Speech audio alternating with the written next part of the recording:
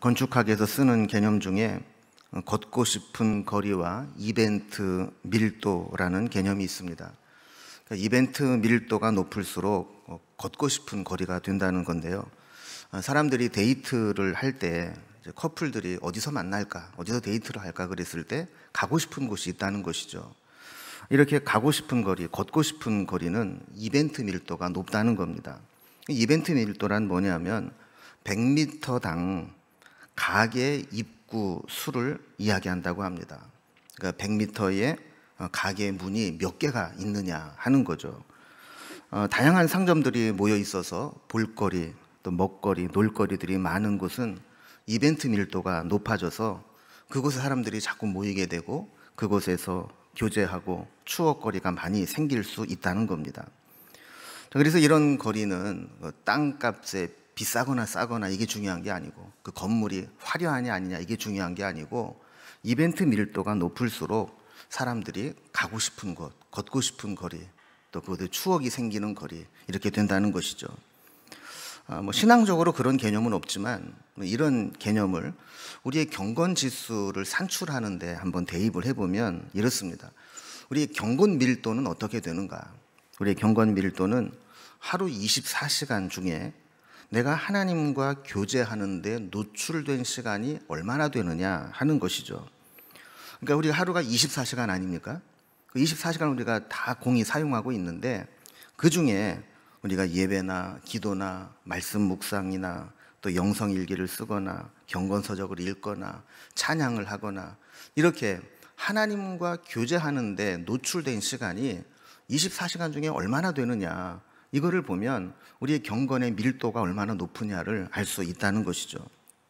이 경건 밀도가 높아야 하나님과 친밀한 교제가 이루어지고 또 하나님을 경험하고 체험하고 하나님과의 어떤 간증거리가 생겨나는 기회가 많아진다는 겁니다. 여러분, 이런 계산법으로 본다면 여러분은 경건 밀도의 숫자가 얼마나 나올 것 같습니까? 24시간 분에 얼마, 이렇게 계산이 나오겠죠. 만약에 하루 종일 나는 꿈속에서도 주님과 꿈을 꾼다, 그럼 24시간 분에 24, 그럼 1이 나오겠죠. 그러나 그렇게 할 수 있는 사람은 아마 거의 없을 겁니다. 만약에 1시간은 내가 하나님과 교제한다, 그러면 24분의 1은 되겠죠. 그래서 1쪽에 가까울수록 그 사람의 경건 밀도는 높은 것이고 0쪽에 가까울수록 하나님과 관계없이 사는 사람이다, 이렇게 보면 될 것 같습니다. 우리가 코로나 시대를 겪으면서 예전처럼 자유롭게 모든 예배 때마다 나와서 예배드리고 또 성도님들과 교제하고 신앙적으로 격려하고 이런 시간을 갖기는 사실 어려워졌습니다. 온라인 예배로 드리기는 하지만 사실 우리가 교회에서 대면 예배를 드리는 것만큼 집중이 되는 것도 아니고 우리 신앙을 유지하는데 참 어려움이 많이 있습니다. 이때 우리의 신앙생활을 유지하는데 정말 필요한 것들이 몇 가지 있습니다. 그 중에 하나는 혼자서도 하나님과 교제하는 방법을 배우는 겁니다. 그리고 또 하나는 온라인상에서 믿음의 교제를 활성화하면서 내가 받은 은혜가 서로 나누어지는 것이죠. 요즘 우리가 말씀 묵상 시리즈 설교로 말씀을 나누고 있는데 이 과정을 통해서 우리는 혼자서도 하나님과 교제하는 방법, 말씀을 통해서 내가 하나님을 만나는 방법을 배우고 있는 겁니다.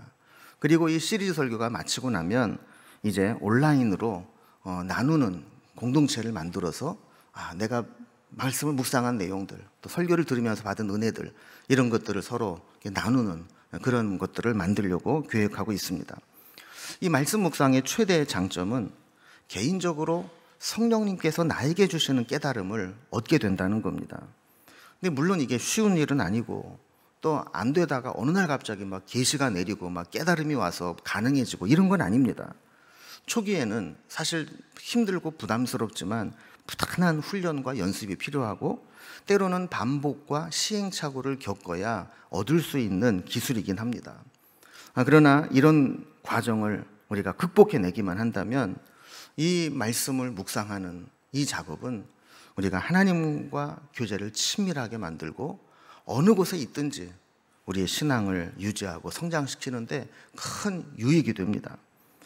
이게 쉽지는 않습니다. 그래서 오늘 본문에도 보면 야고보 사도는 그 성도들에게 말씀을 듣기만 하고 실천에 옮기지 못하는 성도들을 책망하듯이 말씀을 하고 있습니다.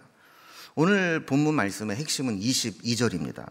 22절에 보면 너희는 말씀을 행하는 자가 되고 듣기만 하여 자신을 속이는 자가 되지 말라라고 말씀을 하죠.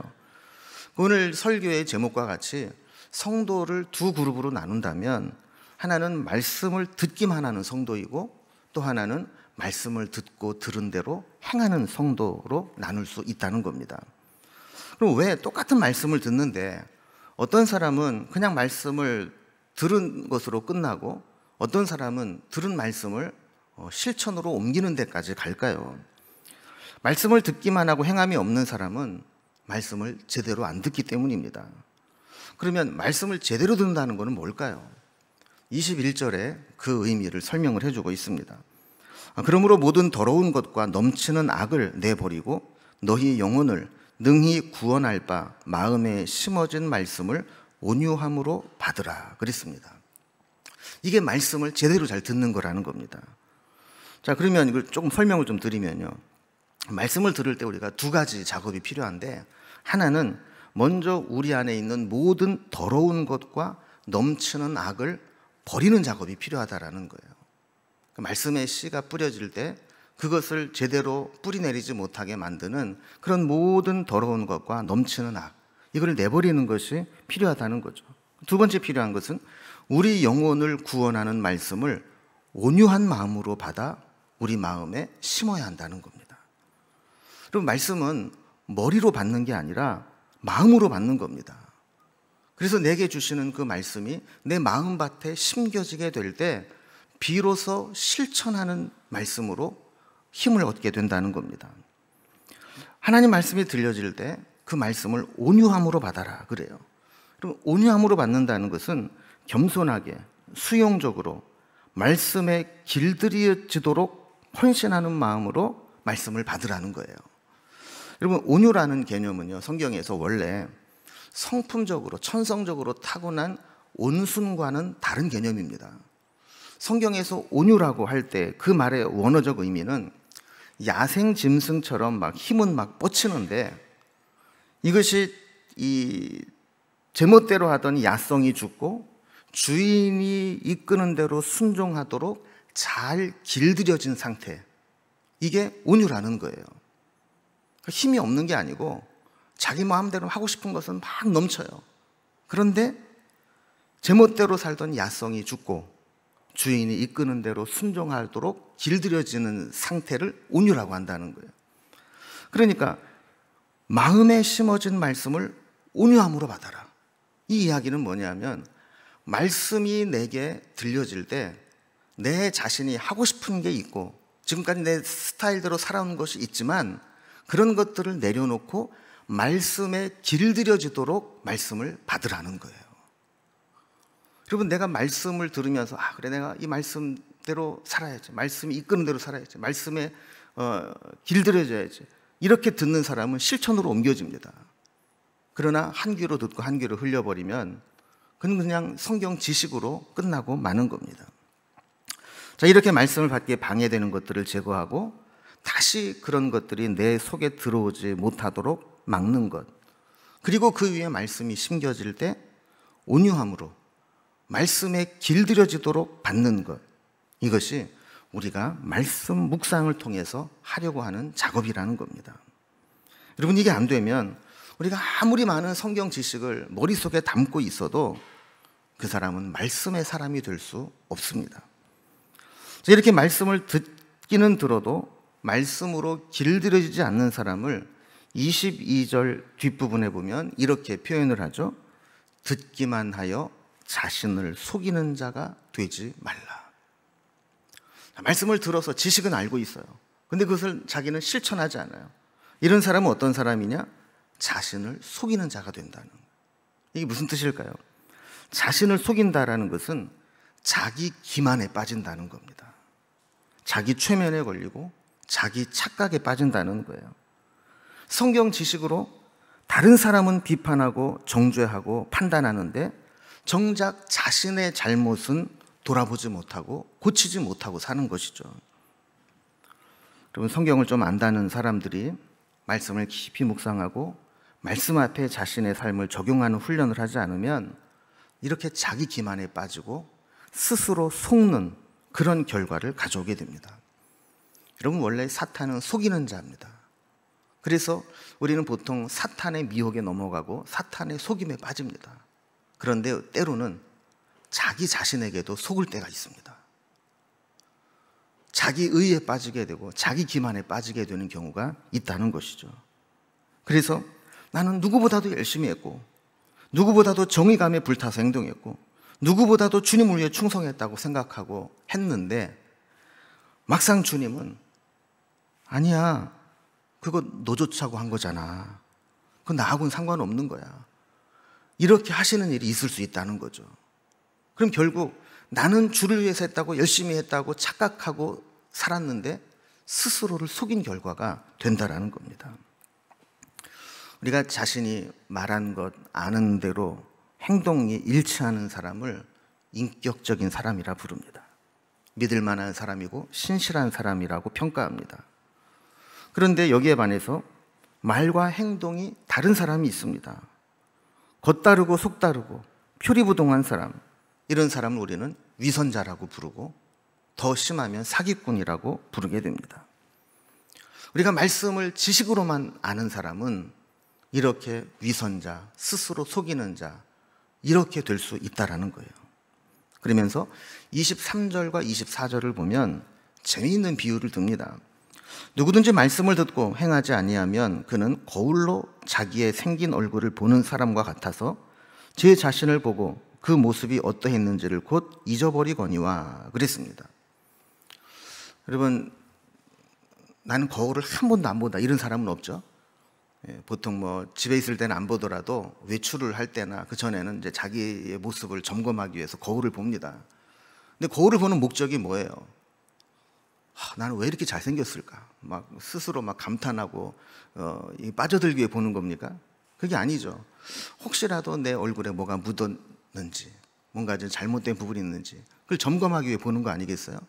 그런데 거울을 보고 내 뭔가 잘못된 부분을 발견을 했어요. 그럼 어떻게 해야 됩니까? 빨리 고쳐야죠. 그런데 뭐 다음에 할까? 하다가 그냥 잊어버리고 그냥 나와서 돌아다녀요.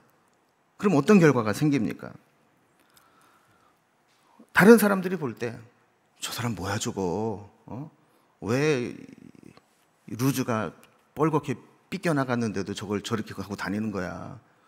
왜 뭐가 좀 묻었는데도 그냥 저러고 다니는 거야? 이렇게 말하지 않겠어요? 우스운 결과가 나온다는 겁니다.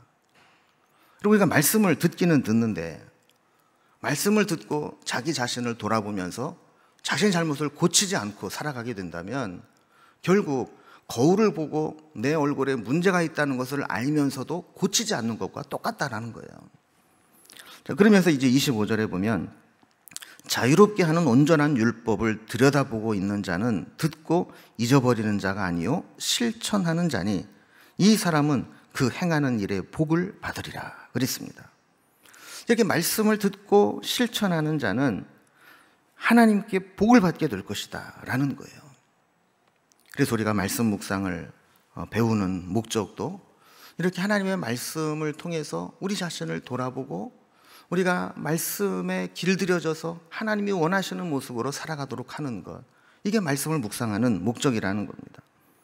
그래서 우리는 이제 첫째 시간에는 말씀 묵상을 왜 해야 되느냐, 그리고 두 번째 시간에는 말씀 묵상이란 뭐냐, 그리고 말씀 묵상은 어떻게 하는 거냐, 이 부분들을 우리가 좀 살펴보고 있는데요. 오늘 우리가 이제 본격적으로 살펴볼 내용은 말씀 묵상의 방법론입니다.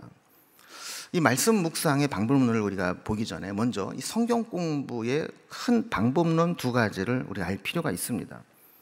우리가 이제 일반적으로 어떤 자신의 이론을 증명하는 방식을 두 가지로 얘기하면 연역법과 귀납법으로 나눕니다.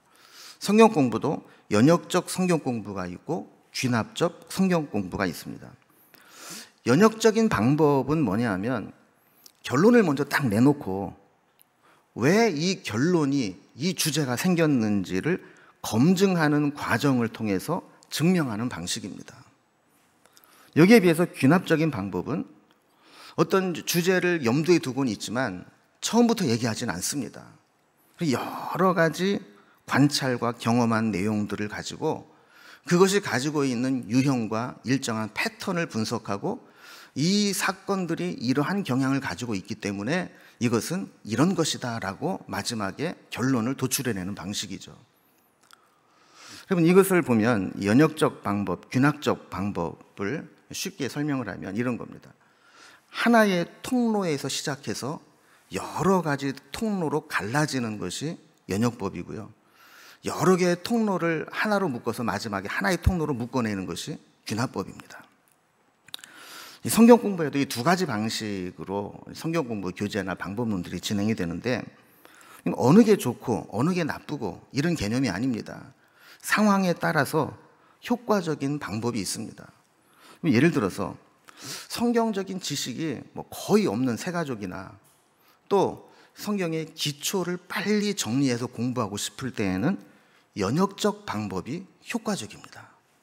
그래서 먼저 공부할 목표, 내용, 주제를 딱 정해놓고 그 목표를 얻기 위해서 성경을 찾아가면서 결론을 얻어내는 겁니다. 이런 방법은 빠른 시간 안에 정확한 지식을 얻는데 효과적입니다. 보통 교리 공부라든지 주제별 성경 공부를 할 때에는 이런 방법을 쓰죠.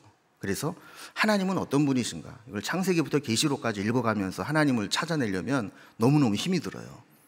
그러니까 하나님은 어떤 분인가, 그분의 속성은 뭐고, 그분의 성품은 어떻고, 그분이 하신 일은 뭐고, 이런 것들을 이미 딱 정해놓고 성경 곳곳에서 거기에 맞는 구절들을 찾아서 하나님은 이런 분이야 라고 증명을 해내는 것이죠.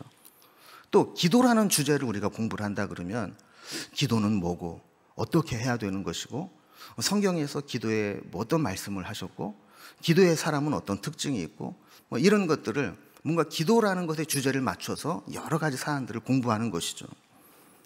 또 돈에 대한 것을 좀 성경에서 뭐라는지 알고 싶다. 그럼 돈이라는 주제를 가지고 성경에서 돈은 어떤 방식으로 사용을 했고 예수님은 돈을 뭐라고 말씀하셨고 돈에 대해서 우리가 어떻게 사용하는 것이 합당한 것인가, 이런 것들을 먼저 정해놓고 그것들을 성경을 찾아가면서 증명해내는 방식이 연역적인 방법입니다. 이렇게 어떤 주제를 먼저 정해놓고 거기에 맞는 성경 구절이나 예화나 사례들을 뒷받침하면서 먼저 내린 결론을 증명해내는 것, 이것이 연역적인 방법입니다. 자, 이렇게 연역적인 이 방법은 한 가지 약점이 정해진 틀에서 벗어나기가 어렵다는 겁니다.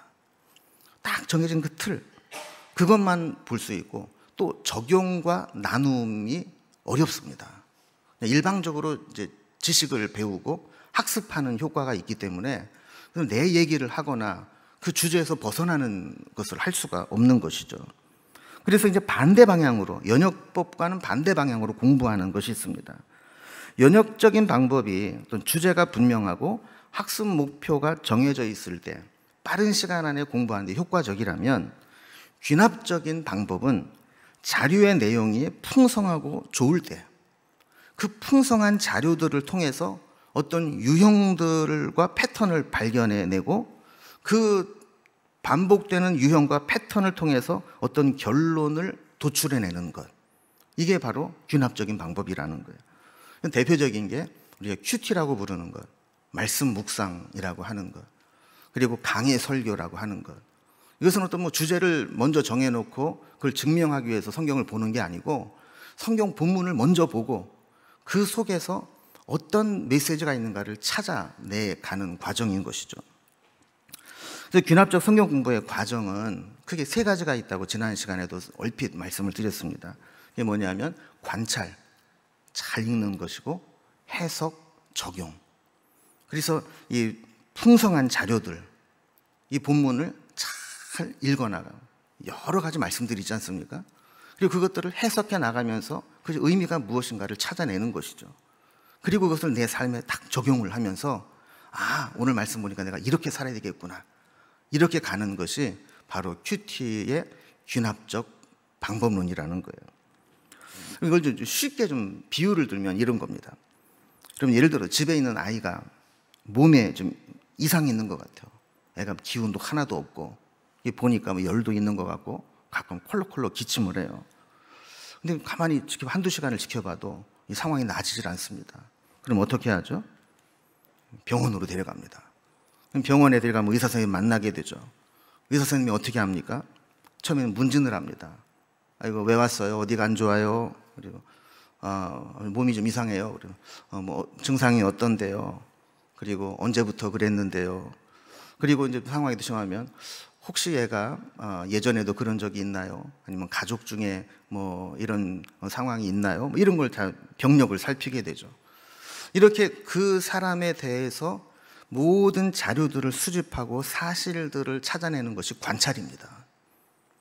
자, 그러면 이제 의사는 그냥 말만 듣고 진단을 하고 처방하지 않습니다. 이제 체온을 재고 청진기로 검사를 하고 피검사가 하면 필요하면 피검사를 하고 필요한 검사들을 통해서 이 병의 병명이 뭔지, 원인이 뭔지, 치료법이 뭔지를 찾아내죠. 이게 해석이라는 거예요. 몸의 이상 증상을 보고 그것의 원인과 증상과 또 치료법을 찾아내는 것. 여기까지 하고 이제 가십시오 이런 사람은 없죠. 이제 처방을 내리게 됩니다. 그래서 당신은 지금 주사를 좀 맞아야 되고 뭐 닷새 동안 이 약을 좀 먹어야 됩니다. 그리고 장기적으로 이런 것들은 해로우니까 피하시고 앞으로 이런 것들은 좀 번거롭더라도 하십시오. 이런 이제 처방들을 내려주게 되죠.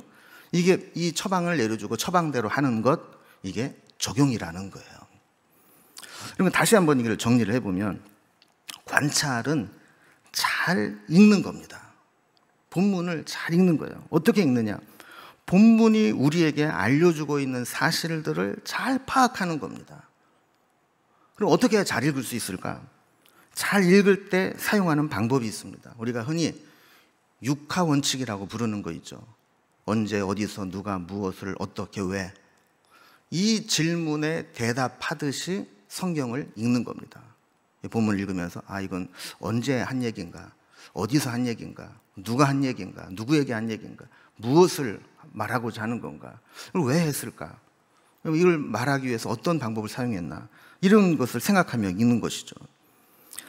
잘 읽었는지를 확인하는 방법은 그것을 내가 한마디로 요약해서 정리할 수 있느냐 하는 거예요.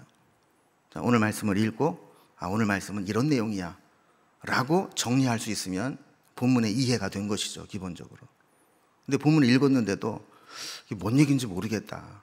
그러면 이거 관찰이 안 된 겁니다. 여러분, 관찰이 안 되면 본문을 왜곡해서 해석하게 되고 깊은 묵상으로 들어가지 못하게 됩니다. 본문 관찰이 사실은 제일 중요합니다, 기본적이고. 여러분, 예를 들어 누군가가 아무개 있잖아, 나쁜 놈이야 그랬어요. 그걸 듣고 있는 사람이 그 아무개 왜 나쁜데? 그랬더니 그놈 말하는 거나 태도가 아주 못됐어. 그래서 걔가 뭐라고 얘기했는데 어떤 태도가 마음에 안 들어 했더니 자세한 건 몰라. 근데 좌우지간 그놈 기분 나빠. 여러분, 그러면 이 대화에 뭐가 지금 잘못된 대화일까요? 사실이 없어요, 사실이. 어떤 말을 했는데 이 말이 잘못됐고, 어떤 태도를 보였고, 어떤 행동을 했는데 이게 잘못됐다. 사실 규명이 안 되면 이게 좋은지 안 좋은지 모르지만 제가 기분 나쁘면 나쁜 놈으로 매도가 되는 거예요. 그래서 지금 이 성경도 마찬가지입니다. 선입견을 제거하고 오늘 처음 보는 말씀을 대하는 것처럼 관찰자의 모습으로 객관적인 사실이 어떻게 되어 있는지를 정독하면서 파악하는 것, 사실을 발견해내는 것이 바로 읽기라는 겁니다. 여러분, 이게 귀납적 성경 공부의 첫 번째 과정인 관찰 읽기입니다. 본문을 잘 읽다가 보면 마음에 와닿는 구절이 생길 수 있습니다. 혹은 호기심이 생겨서 거룩한 의문이 생기는 구절이 있을 수도 있습니다. 왜 이런 말씀을 하셨지? 이런 거죠. 때로는 마음에 감성적으로 와닿으면서 깊이 동의가 되고 위로가 되고 정서적인 반응을 보일 수 있는 말씀도 있을 수 있습니다. 이렇게 말씀을 잘 읽으면서 그 말씀에 내 마음이 가고 생각 속에 그 말씀이 머무르게 된다는 것은 마치 우리 마음밭에 말씀의 씨앗이 뿌려진 것과 똑같은 겁니다. 관찰은 내 마음밭에 말씀의 씨앗을 찾아서 뿌리는 겁니다. 근데 여러분, 씨 뿌리는 비유도 알지만 씨앗이 뿌려졌다고 싹이 나고 열매를 맺는 건 아니죠. 그 뿌려진 씨앗의 말씀을 새롭게 의미를 부여하고 묵상과 해석의 단계로 나아가면서 물을 주고 가꾸게 될 때 말씀이 내 삶 속에 싹이 나고 자라게 되고 적용을 하게 될 때 열매를 맺게 되는 겁니다. 그래서 이 관찰 다음에 두 번째 과정인 이 해석의 과정으로 들어가면 관찰한 사실들이 어떤 의미가 있는가를 정리하는 겁니다. 자, 문진을 통해 환자 상태를 관찰한 의사가 환자의 증상과 자신의 의학적 지식을 종합해서 병명을 찾고 거기에 맞는 치료법을 찾아가듯이 해석은 관찰한 본문을 가지고 하나님이 이 본문을 통해 우리에게 주시고자 하는 메시지가 무엇인가를 찾아내가는 과정입니다. 혹시 병원에서 의사 선생님과 진찰을 해보신 분들은 아시겠지만 의사 선생님들이 질문을 하고 검사를 하고 하면서 가만히 있습니까? 뭐 부지런히 뭘 합니까? 뭘 부지런히 하죠. 옛날에는 이제 차트라고 그러죠. 이게 차트. 그래서 거기에다가 뭐 질문하면서 계속 알아보지도 못하는 영어로 그냥 막 꼬부랑꼬부랑 해가지고 막 써요. 요즘은 보니까 이게 다 전산화 작업이 있어가지고 컴퓨터로 다 하나도 안 놓치고 뭐 심지어는 그냥 지나가는 말처럼 한 얘기까지 다 적어 놓더라고요. 이런 이제 작업들을 통해서 뭔가 그 사람에 대한 관찰을 정리하고 그 의미를 찾고 하는 것이죠. 여러분, 해석을 하는 데는 이제 두 가지 도구가 더 필요합니다. 하나는 성경을 이해할 수 있도록 돕는 지식적인 도구가 필요하고, 또 하나는 거룩한 상상력을 통해 묵상하는 생각의 도구가 필요합니다. 여러분, 성경은 시대적인 배경과 문화적인 배경, 그리고 문학적 배경을 가지고 있습니다. 그리고 다양한 장르로 기록되어 있고 표현 방식도 다양합니다. 자, 이런 것을 우리가 알게 되면 그 본문을 더 깊이 깨달을 수 있게 됩니다. 어떤 사람은 이 성경을 암호화되어 있다라고 표현을 합니다. 하나님은 우리에게 하나님께서 주시고자 하는 메시지가 있는데 어떤 경우에는 십계명과 같이, 율법과 같이 이거는 해라, 이거는 하지 마라, 이렇게 서술형이나 명령형으로 주는 경우도 있지만, 때로는 그렇게 서술형이 아니고 역사적인 사건을 통해서, 때로는 시나 어떤 문학적인 장르를 통해서, 때로는 비유를 통해서, 때로는 예언을 통해서, 신약에 오면 때로는 편지로, 또 윤리강령과 기록물 형태로, 다양한 형태와 장르로 암호화하듯이 하나님이 우리에게 하시고자 하는 메시지를 숨겨두었다라는 거예요. 성경을 그냥 표면적으로만 읽으면 하나님의 저자의 뜻을 모를 수 있다는 거죠. 그러니까 이걸 알려면 해석이 필요한 거예요. 하나님이 왜 이런 시를 쓰게 했을까? 하나님이 왜 이런 역사까지 기록하게 하셨을까? 하나님이 왜 이런 편지를 보내게 하셨을까? 그 뜻을 찾아 나가는 작업이 암호를 풀어내듯이 해석하는 작업이라는 거예요. 이거를 잘 정리해 놓은 개념이 있습니다.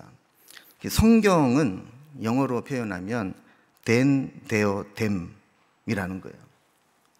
그러니까 그때, 거기에서 그들에게 주신 말씀이라는 거죠.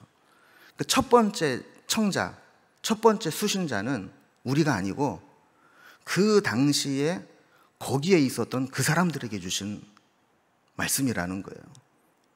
그러면 이제 해석은 뭐냐 하면 이 암호를 해독하듯이 디코딩 과정을 통해서 그 말씀이 지금 이 상황에서, 여기에서 우리에게, 나에게 주시는 메시지가 무엇일까를 찾아나는 것, 이것이 해석이라는 거예요. 자, 이것을 얻기 위해서는 지식적인 도구가 필요합니다. 그래서 본문을 잘 모르면 쉬운 성경 번역본도 찾아보면 좋고, 또 우리가 설교를 통해서 지식을 얻을 수도 있고, 또 조금 더 나은 사람들은 뭐 성경 사전이라든지, 요즘엔 또 인터넷이 워낙 검색 기능이 좋으니까 구선생이나 유선생, 구글이나 유튜브를 통해서 도움을 받으면 또 우리는 그런 지식적인 도움을 받을 수 있어요. 그리고 이제 지식적인 도구 말고 또 하나가 더 필요하다고 그랬죠. 거룩한 상상력을 사용하는 겁니다.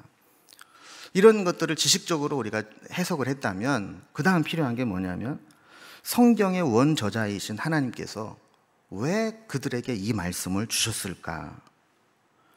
우리가 관찰한 이 성경 본문이 어떤 배경을 가지고 있었다면, 하나님이 이 사건이나 본문을 통해서 하시고자 하는 말씀의 핵심은 무엇일까를 상상하면서 묵상이 발전되어 나가는 겁니다. 우리가 이제 관찰까지는요, 말씀을 사실에 입각해서 어떤 개인적인 선입견이나 편견을 제거하는 객관화시키는 자세로 성경을 읽었습니다. 그런데 이 묵상 해석의 상상력을 동원하는 쪽으로 가면, 그때는 그 말씀이 오늘 나에게 무슨 의미가 있는가 주관화하는 작업으로 발전을 해 나가야 됩니다. 자, 관찰해서 읽기를 육하 원칙에 의해 그 질문에 대답하듯 생각하며 읽었다면, 해석에서는 두 가지를 염두에 두고 읽고 정리를 해야 됩니다. 첫 번째는 하나님은 어떤 분이신가를 찾아내는 작업이 필요하고요. 또 하나는 나에게 주시는 교훈은 무엇일까를 찾아내는 겁니다. 그럼 먼저 하나님은 어떤 분이신가? 그리고 하나님은 때로는 성부 하나님으로, 때로는 성자 예수님으로, 때로는 성령 하나님으로 나타나시죠. 그리고 본문 내용에서 하나님의 성품은 어떻게 표현되고 있는지, 하나님이 하신 말씀은 어떤 말씀을 하셨는지, 그리고 하나님이 행하신 일, 하나님의 사역들은 어떤 것들이 있는지, 이런 것들을 물어보면서 성경을 읽고 정리를 하는 겁니다. 두 번째는 내게 주시는 교훈은 무엇일까를 찾아내는 건데요. 등장인물이나 본문에서 전개되는 사건이나 상황들을 통해서 하나님이 나에게 주시는 교훈이 있을 수 있다라는 것을 찾는 겁니다. 어떤 분은 이제 큐티를 교훈 찾기다 이렇게 부르기도 하는데, 우리가 이제 얻을 수 있는 그런 교훈의 유형들을 알면 우리가 성경을 읽으면서 교훈을 찾는 데 좀 도움이 되겠죠. 어떤 유형들이 있느냐? 성경을 읽으면서 내가 버려야 할 죄는 없는가? 회개해야 될 것들은 없는가? 나에게 경고하고 있는 부분은 없는가를 찾아보는 겁니다. 두 번째는 성경에는 수많은 약속들이 있습니다. 옛날에 그 사람들에게 주셨던 약속들이 오늘 내가 붙잡아야 될 약속은 아닌가? 나에게 필요한 약속은 아닌가? 이걸 찾는 것이죠. 세 번째는 내가 순종해야 될 명령은 없는가 하는 겁니다. 성경에는 아까 말씀드린 것처럼 직설법적으로, 명령법적으로 계명을 주시기도 하고, 때로는 어떤 사건 속에 암호화해서 숨겨진 명령이 있기도 하지만, 그거를 통해서 내게 순종을 요구하시는 것이 무엇이 있는가 하는 걸 찾는 것입니다. 그리고 나도 빠지기 쉬운 피해야 할 오류는 없는가? 성경이 항상 좋은 것만 있는 건 아니잖아요. 실수도 하고 잘못된 것도 있는데, 그때 나도 똑같은 오류를 범하지는 않는가 하는 것입니다. 그 다음에 본받고 따라야 될 모범이 되는 규범은 없는가? 성경에 보면 수많은 믿음의 위인들이 나오지 않습니까? 그 믿음의 위인들을 보면서 내가 본받아야 될 모범은 무엇인가를 찾는 것이죠. 그리고 때로는 또 새롭게 발견한 진리는 무엇인가 라는 겁니다. 오늘 본문을 읽으면서 때로는요, 이것만 발견해도 가슴이 벅찰 때가 있어요. 성경에 이런 내용이 있었구나. 이거를 발견하는 것만으로도 이게 힘이 될 때가 있죠. 그리고 내 행동을 규제해야 될 원리는 무엇인가. 계속해서 참회 기도는 매주마다 하는데 통제가 안 되고 계속해서 똑같은 실수를 반복한다. 그러면 성경 본문을 통해서 내가 규제해야 될 원리는 없는가. 그리고 성경을 통해서 하나님의 은혜가 주어졌을 때 받은 은혜를 생각하며 감사할 일들은 없는가. 이런 것들을 가지고 우리가 해석하는 작업을 해 나가는 겁니다. 한 가지 중요한 것은, 이것은 훈련을 위해서 필요한 것이지 모든 본문을 다 이렇게 하라는 얘기는 아닙니다. 만약에 이렇게 다 적용해서 묵상을 하면 아마 그렇게 생각하는 분이 있을 거예요. 나 복잡해 저거. 나는 말씀 묵상 포기 못해. 뭐 이런 분이 생길지 모르겠어요. 근데 우리가 조금만 좀 번거롭고 수고스럽더라도 이런 훈련 연습을 좀 해보면 나중에는 뭐 교훈이 뭐가 있다고 그랬지? 8개 얘기했는데 뭐 이렇게 안 찾아봐도 그냥 자연스럽게 본문을 읽으면서 여기에서 내게 주시는 교훈이 툭툭 튀어나오는 것을 보게 되는 겁니다. 오늘 시간이 다 돼서 오늘 묵상한 것을 적용하고 또 결단하고 나누는 것은 다음 주에 좀 하도록 하고요. 오늘 이제 또 숙제 검사는 안 하지만 숙제를 또 내보면 우리가 이제 그 관찰 어떻게 하는지, 해석을 어떻게 하는지 배웠잖아요. 그럼 그걸 가지고 여러분이 은혜 받은 성경 있을 거예요. 좋아하는 성경 구절 하나를 선택을 해서 그것을 요 기준으로 한번 정리를 해보는 겁니다. 훈련 한번 해보시면 좋을 것 같고요. 또 설교를 준비하면서 보니까 이번 주 수요일 설교 본문이 요셉이 바로의 꿈을 해석해주고 대책을 마련해주는 장면이거든요. 근데 그걸 보면서 이 요셉이 바로의 꿈을 잘 관찰하고 그 꿈의 의미가 무엇인지를 해석하고 그리고 그것을 어떻게 해결해야 될지 적용까지 너무너무 잘해놨어요. 그래서 오늘 말씀을 듣고 수요 예배에 들어가는 그 본문 내용을 여러분들이 좀 한번 살펴보시면서 관찰, 해석, 적용의 개념으로 한번 정리를 해보시고 또 이번 수요일 날은 제가 그런 패턴으로 설교를 준비할 테니까 여러분이 해본, 실습해본 그 관찰, 해석, 적용과 또 요셉이 했던 것과 어떤지 한번 비교해 보시면 아마 도움이 되리라 이렇게 생각이 듭니다.